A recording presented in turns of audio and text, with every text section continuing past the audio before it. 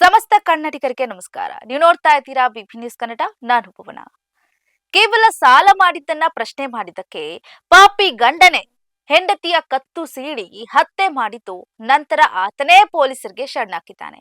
ಇತ್ತ ಮಗಳನ್ನ ಕಳೆದುಕೊಂಡಂತಹ ಕುಟುಂಬಸ್ಥರ ಆಕ್ರಂದನ ಮುಗಿಲು ಮುಟ್ಟಿದೆ. ಇಲ್ಲಿದೆ ಕುರಿತಾದ ಒಂದು ವಿಶೇಷ ವರದಿ. ಸಾಲದ ವಿಚಾರದಲ್ಲಿ ಜಗಳವಾಗಿ ಪತಿಯೇ ಪತ್ನಿ ಕತ್ತು ಸೀಳಿ ಕೊಲೆ ಮಾಡಿದಂತಹ ಭೀಕರ ಘಟನೆ ಹುಬ್ಬಳ್ಳಿಯ ರಾಮಲಿಂಗೇಶ್ವರ ನಗರದಲ್ಲಿ ಸಾಕ್ಷಿಯಾಗಿದೆ. ಪತಿ ಕತ್ತು ಸೀಳಿದಾಗ ಪ್ರಾಣ ಉಳಿಸಿಕೊಳ್ಳೋದಕ್ಕೆ ಪತ್ನಿ ಹೊರಗಡೆ ಅಂಗಲಾಚಿಕೊಂಡು ಕೂಡ ಬಿಡದೆ ಮತ್ತೊಮ್ಮೆ ಆಕೆಯ ಕತ್ತನ್ನ ಸೀಳಿದ್ದಾನೆ ಆರೋಪಿ. ನಂತರ ಪೊಲೀಸ್ ಠಾಣೆಗೆ ತೆರಳಿ ಶರಣಾಗಿದ್ದಾನೆ. ಈ ಘಟನೆಯಿಂದ ರಾಮಲಿಂಗೇಶ್ವರ ನಗರದ ಜನತೆ ಬೆಚ್ಚಿ ಬಿದ್ದಿದ್ದಾರೆ. ಸಾಲ ಮಾಡಿದ್ದನ್ನ ಪ್ರಶ್ನೆ ಮಾಡಿದ್ದಕ್ಕೆ ಪತಿಯೇ ಪತ್ನಿಯ ಕತ್ತನ್ನ ಸೀಳಿ ಕೊಂದು ಅಮಾನುಷವಾಗಿ ನಡೆದುಕೊಂಡಿರುವಂತಹ ಘಟನೆ ಹುಬ್ಬಳ್ಳಿಯ ರಾಮಲಿಂಗೇಶ್ವರ ನಗರದಲ್ಲಿ ನಡೆದಿದೆ. ಗಾರೆ ಕೆಲಸ ಮಾಡಿಕೊಂಡಿದ್ದಂತ ಇರ್ಫಾನ್ ಎಂಬಾತ ಪತ್ನಿ ಮಾಸಬ್ಬಿಯನ್ನ ಚಾಕುವಿನಿಂದ ಕತ್ತು ಸೀಳಿ ಬರ್ಬರವಾಗಿ ಹತ್ಯೆ ಮಾಡಿದ್ದಾನೆ. ಈ ಭೀಕರ ಕೃತ್ಯದಿಂದ ಇಡೀ ಏರಿಯಾವೇ ಬೆಚ್ಚಿ ಬಿದ್ದಿದೆ. ಮಾಸಬ್ಬಿ ಮತ್ತು ಇರ್ಫಾನ್ ದಂಪತಿಗೆ ಇಬ್ಬರು ಮುದ್ದಾದ ಮಕ್ಕಳು ಇದ್ರು.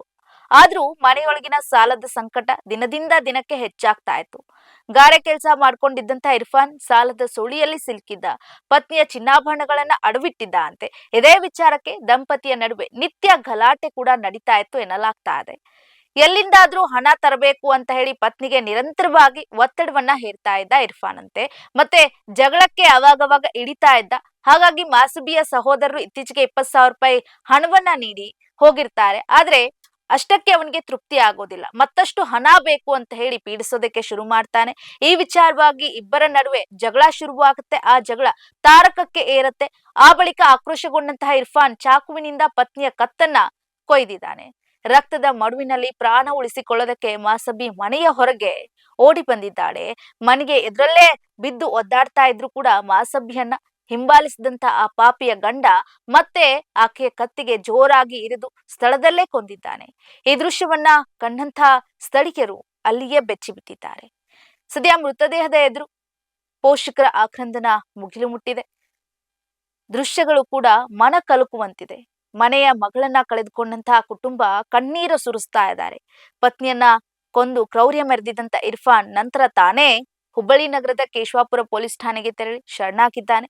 ಬಳಿಕ ಆತನನ್ನ ಗೋಕುಲ್ ರೋಡ್ ಪೊಲೀಸ್ ಠಾಣೆಗೆ ಹಸ್ತಾಂತರಿಸಲಾಗಿದ್ದು ಪ್ರಕರಣ ದಾಖಲಿಸಿಕೊಂಡು ತನಿಖೆ ಕೂಡ ಮುಂದುವರಿಯಲಾಗಿದೆ. ಒಂದೇ ದಿನ ಅಪ್ಪ ಜೈಲು ಪಾಲಾದ್ರೆ ಅಮ್ಮ ಶವವಾಗಿ ಮಲಗಿದ್ದಾಳೆ. ಪ್ರಪಂಚವೇ ಅರಿಯದ ಇಬ್ಬರು ಮುದ್ದಾದ ಮಕ್ಕಳು ಅನಾಥರಾಗಿದ್ದು ಅವರ ಭವಿಷ್ಯ ಪ್ರಶ್ನೆಯಾಗಿ ಕಾಡ್ತಾ ಇರುವಂತದ್ದು. ಇದಾಗಿತ್ತು ಇವತ್ತಿನ ವಿಶೇಷ ವರದಿ. ಸಮಗ್ರ ಸುದ್ದಿಗಳಿಗಾಗಿ ಸದಾ ಗಮನಿಸಿ ಬಿಬಿ ನ್ಯೂಸ್ ಕನ್ನಡ. ಇದು ಕನ್ನಡಿಗರ ಪ್ರತಿಧ್ವನಿ.